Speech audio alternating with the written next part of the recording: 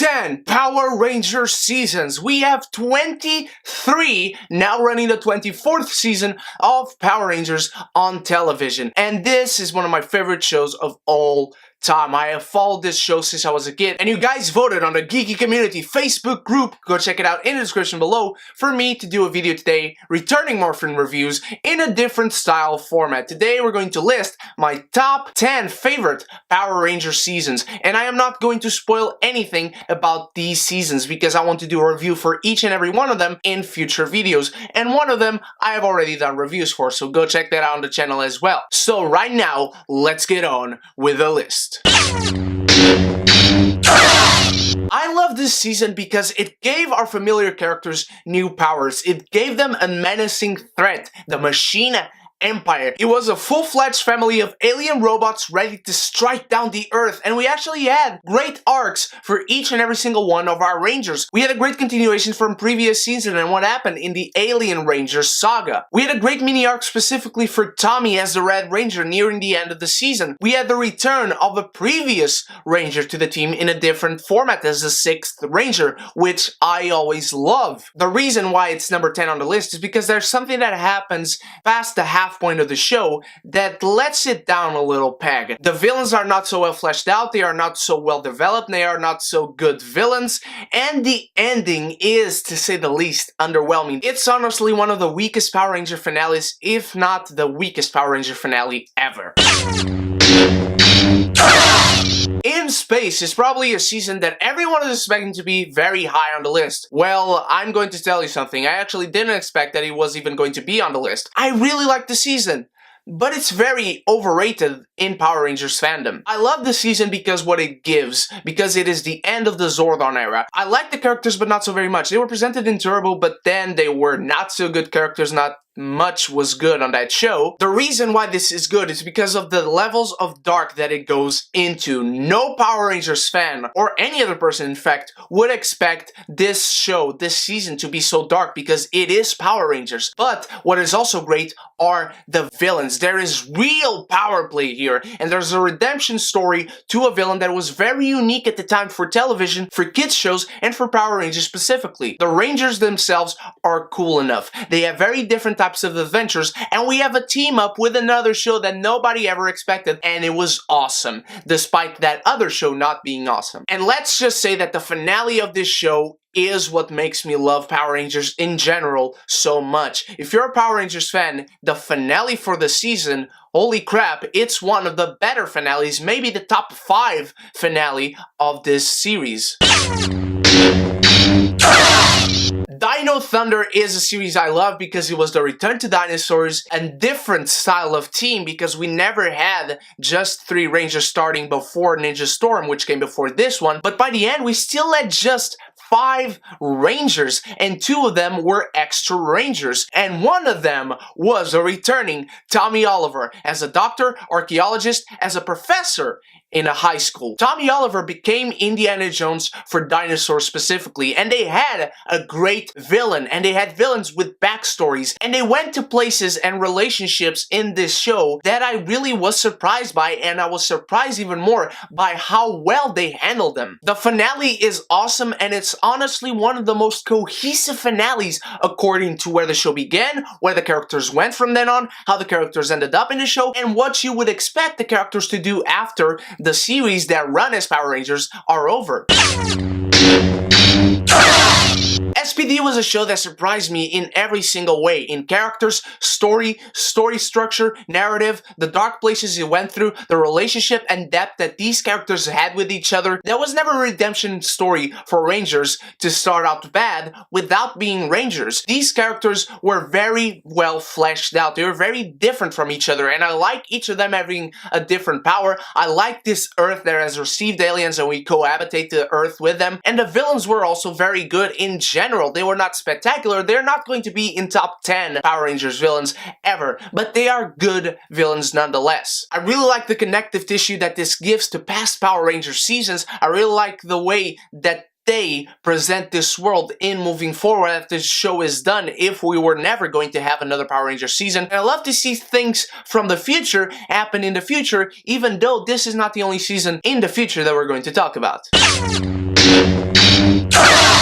Wild Force is a season that is very debated among fans, not only because they debate whether they like it or not, but also because it's very debatable whether this was still Saban or already Disney. I like this show because of the relationship the main hero and the main bad guy have. I love the power play that is amongst villains in this show. It is up to a 10 after what In Space did. The villains on this show are just awesome, and they range from menacing to threatening. They are scary, they are comedic. I just love how different these villains are from any other Power Rangers villains, and how different they are from each other. They really do stand out, as well as do most of the Rangers. I actually don't like all the Rangers on this roster, but I love the Zords, I love the Megazords, I love the different formations. These are the most unique Megazords in Power Rangers history, in my opinion. I love the Silver Ranger, I love the Red Ranger, I love the Yellow Ranger, and I love the Black Ranger. I love the world building that they have in this. I love the backstory to this world, to these powers, to these villains, to these heroes. I just love everything about the world building on this show. And this not only has the greatest team up of past Rangers with current Rangers, but it also has one of the best episodes of Power Rangers in general, and that is Forever Red, celebrating the 10th anniversary of Power Rangers. Yep, I just surprised a lot of you. Dino Charge. And yes, I do count Dino Charge and Dino Supercharge as one. This show was so different, and it was so good. Not only are the characters very different, they stand out from each other. They stand out in this show, and they are very well fleshed out. Coda is very different from Chase. Chase is very different from Riley. Riley is very different from Shelby. Shelby is very different from Tyler. Tyler is very different from Ivan. They are all so different. James, who is Tyler's father, Prince Philip, and Kendall, they all are so different from each other. The Zords are great. The villains are great. In fact, the villains even get better in the second half of Supercharge. And I'm going to say this, and it's controversial. I have no problems with how this show ended. I love what they did with the villains, I love what they did with the heroes. Just the world in this, the universe in this show was great. The Rangers were great, their powers were great, no one was overpowered more than the others. They all were very well fleshed out to surprising levels in Power Rangers. The show itself, how it's written, was good to surprising levels in terms of Power Rangers. And honestly, this was the best Power Ranger season in 10 years. You just saw the last one in SPD. All the seasons of Mighty Morphin count as one for me. They were all great, they all had great characters, even after the team changed a little bit. We had the Green Ranger, the White Ranger, we had loads of great enemies. We have loads of times we were fearful for the Rangers, where we believed they were in danger. This show ranged 3 seasons. No other show ever did that. This was the original one. This is the show that we have to thank for any other Power Ranger seasons, and I am thankful for that. It presented me to my favorite Ranger to this day. Tommy Oliver, either the Green or the White Ranger, I love him. I love Jason and I love Rocky. I love Zach and I love Adam. I love Trini and I love Aisha and I love Tanya. And I love Kimberly and Kat. And I love Rita and Zed and Goldar. Everyone on this show did impressive. Everyone in this show made me love and made me put on this list of Power Rangers.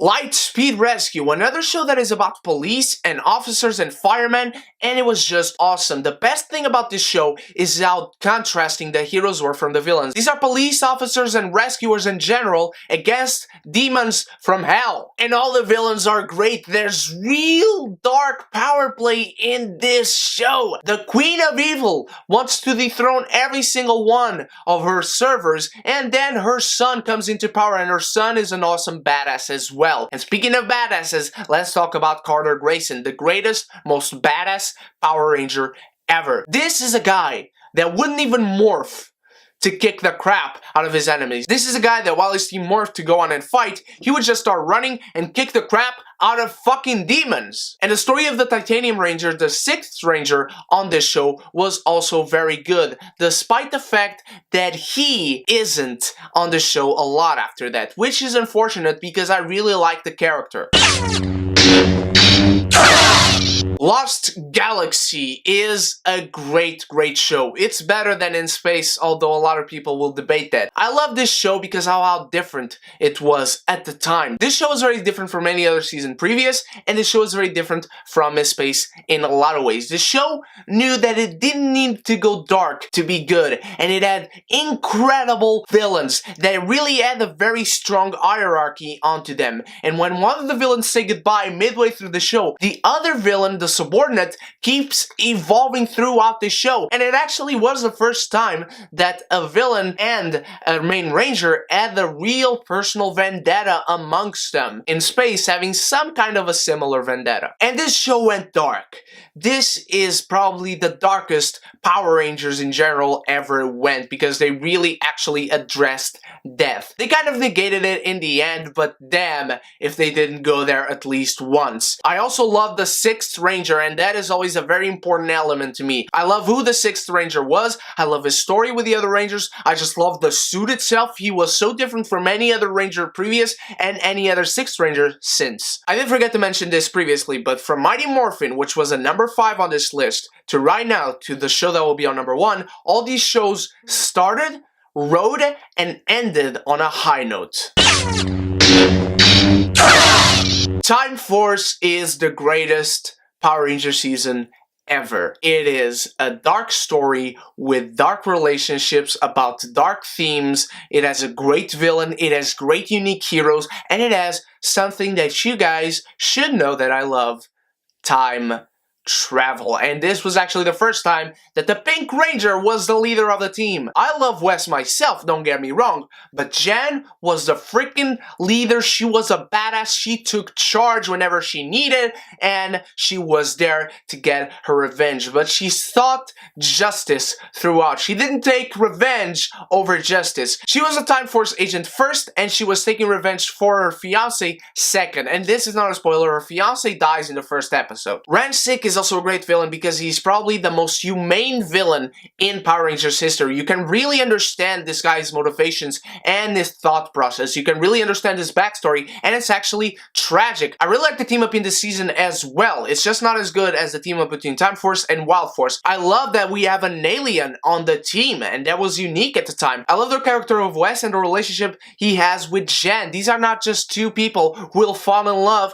and, oh, we can't fall in love because I'm from the future and blah blah blah. No, there are actually much more layers to that. And one of the most badass characters in Power Ranger history, Eric, the 6th Ranger, the Quantum Ranger. This guy is friggin' awesome, and he's not the guy that joins the team. Actually, he never quite joins the team, at least officially. He's a ranger, but he's not with the other rangers. He doesn't care about them, he doesn't like them, he doesn't want to hang with them. This guy is just pure badassery from start to finish, and he has a friggin' T-Rex all to himself that can transform in a solo Megazord. And the ending of this show just went to places that no one could have ever expected. Two Rangers fighting to the very end. Why? I don't know. You'll have to watch the show because it is fucking awesome. But those are my top 10 Power Ranger seasons. What did you guys think? Do you agree? Do you disagree? Let me know your top 10 Power Ranger seasons in the comments below. Don't forget to like this video and share with all your Power Rangers loving friends, and go to the Facebook group of the geeky community. Join right there and talk to many other geekies, make new friends,